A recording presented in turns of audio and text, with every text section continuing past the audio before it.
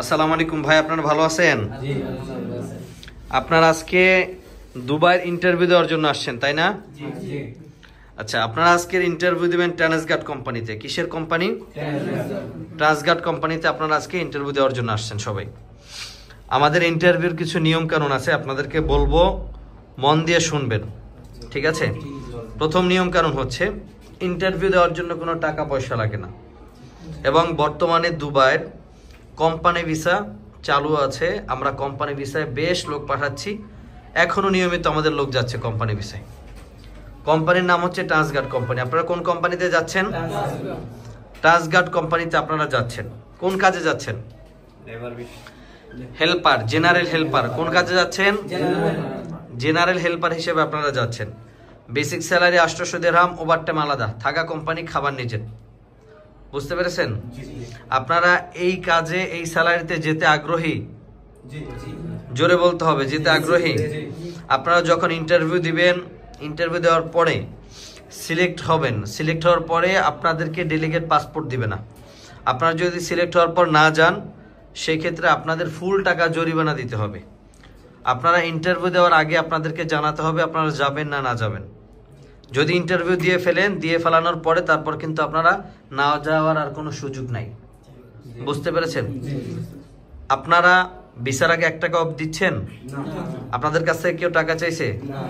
আমরা ভিসার আগে কিন্তু 1 টাকাও নিচ্ছি না, ভিসার পরে টাকা নিচ্ছি। কিন্তু আমাদের কিছু শর্ত আছে।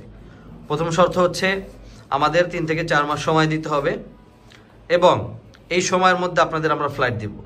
কিন্তু আপনারা কেহ কোনো জায়গা থেকে লোন তুলবেন না, জমি জমা গরু বাছুর বিক্রি করবেন না, বিক্রি করে লোন তুলে আমাদেরকে কোনো ঝামেলায় ফেলাবেন না।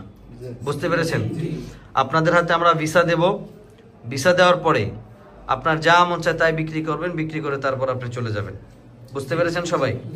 কিন্তু ভিসা পাওয়ার আগ পর্যন্ত কেউ কিছু বিক্রি করবেন না। ভিসা পাওয়ার আগ পর্যন্ত আপনাদের খরচ শুধু হচ্ছে মেডিকেল খরচ। কি খরচ? মেডিকেল খরচ। আর সকলে যে একটা ডিড ডকুমেন্টস করবেন, স্ট্যাম্প নিয়ে আসছেন? যারা নিয়ে আসছেন তো নিয়ে আসছেন, যারা নিয়ে আসেন নাই তারা ডিড ডকুমেন্টস করে তারপর চলে যাবেন। বুঝতে পেরেছেন? যদি এখন ডিড ডকুমেন্টস না করতে পারেন, আবার ঈদের পরে সে ডিড ডকুমেন্টস করে যেতে হবে।